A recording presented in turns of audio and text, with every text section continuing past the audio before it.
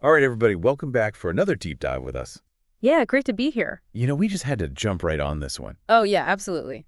Shawn Wondunna Foley's Zero Doubt in Mind just came out yesterday. January 3rd, 2025. I mean, hot off the presses. And we had to get into this. Yeah, had to dive in. One of the things that really struck me right off the bat was this idea, and he talks about it a lot, is this whole concept of being an indomitable spiritual being. Hmm. Like, what does that even mean to you? Oh, that's so powerful. It really speaks to this idea that deep down, we all have this incredible wellspring of power within us. Right. And it's like he's saying we're not just, physical beings. We're something more than that. Exactly. We have this spiritual dimension that's often untapped, Yeah. and Wondunna Foley is really urging us to recognize that and to connect with that power. Yeah, and it's like he's saying that doubt is the thing that holds us back. Doubt, fear, insecurity, all of those things, they, Yeah. they, they, they keep us small. They keep us from really stepping into our full potential. So then how do we get to that zero doubt? Is that even possible, like to completely eliminate doubt? Well, it's interesting because he doesn't necessarily say it's about like never having a doubt ever again. It's more about not letting doubt control you.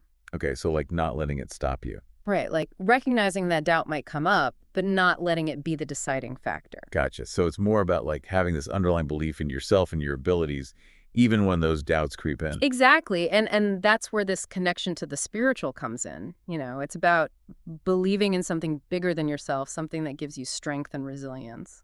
Okay, so like this indomitable spirit he's talking about, is that kind of like the foundation for everything else? I think so. It's like once you tap into that inner strength, then you can start to manifest the reality you want. Okay, hold up. Manifest the reality. No, we're getting some pretty interesting territory here. Yeah. How does he say we do that? Well, one of the things he talks about is the power of visualization. Okay, so like picturing what you want. Yeah, but like really vividly, engaging all your senses, like really feeling it and believing it as if it's already happening. Well, so it's not just like daydreaming. It's like really intensely focusing on what you want to create. Exactly. And he says that the more you do that, the more you align your energy with that reality, the more likely it is to manifest. And there's a lot of talk about, this future that he sees where, the harmful elite is overthrown and this nefarious cabal, he uses some pretty strong language there. Yeah. Trying to establish a one world government is stopped.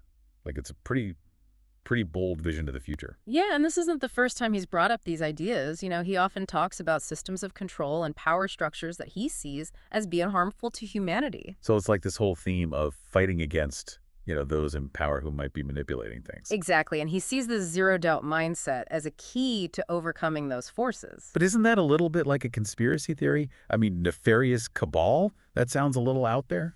Well, it's important to note that these are his beliefs and interpretations, and they definitely resonate with a certain audience who may feel disillusioned with the current state of the world. Right, so it's like he's offering this alternative way of seeing things. Exactly, and a way to potentially take back control.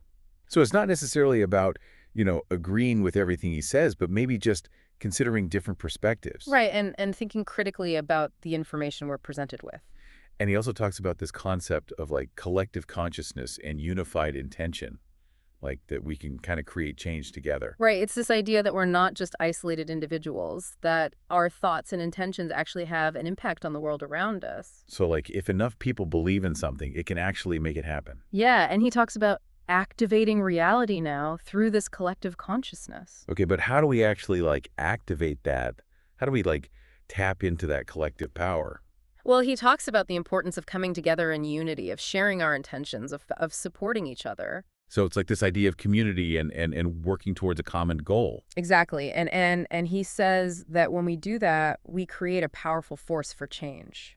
And this all ties into his idea of like commitment to change, right? Like taking action. Right. It's not just about thinking about it or believing in it. It's about actually doing something. So like putting those thoughts into actions, even if they're small actions. Exactly. He says that even small changes can have a ripple effect. Like if you change yourself, you can inspire others to change and so on. Right. It's about creating a chain reaction of positive change. So it all starts with that zero doubt, right? Like believing in yourself, believing in your power to make a difference. And I think that's a really empowering message. It's like he's saying we all have the potential to create the reality we want to see. Yeah, and it's not just about like personal gain. It's about creating a better world for everyone. Right. It's about recognizing our interconnectedness and our responsibility to each other and to the planet. So if you're feeling disillusioned or like things are out of your control, maybe it's time to tap into that indomitable spiritual being within you. And to ask yourself, what steps can you take to cultivate that zero doubt mindset? That's something to think about. Thanks for joining us for this deep dive into Shawn Wondunna Foley's Zero Doubt in Mind. Yeah, thanks for having me. Until next time, take care. See you later. Bye. Bye.